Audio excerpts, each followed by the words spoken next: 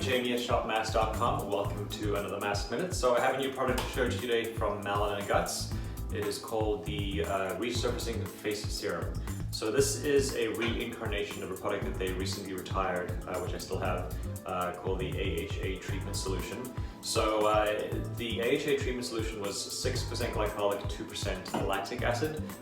This is the same formulation with respect to the acids, the AHAs. It's 6 and 2 again, but they've added a few other neat ingredients into it and also changed the consistency a bit.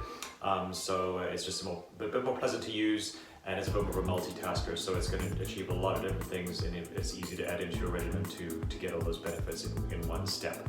So the additional ingredients that they've added are a very high quality form of 2% vitamin C, also some phytic acid and niacinamide. So what does it do? Well, first of all, the AHAs, so the glycolic and the lactic acid, those help to improve the texture of the skin. They're basically like exfoliators, so they help to improve the surface of the skin by resurfacing it, as the name implies.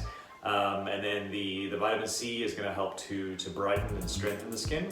And then the niacinamide and the phytic acid help to minimize pore size. The AHAs also help to control excess oil, so it has some oil balancing properties to it. I've been using it for a couple of weeks now. I'll show you the consistency. It is very nice and light. There's nothing that I can say negative about this product. I really enjoy using it. It absorbs nicely into the skin, has no scent at all,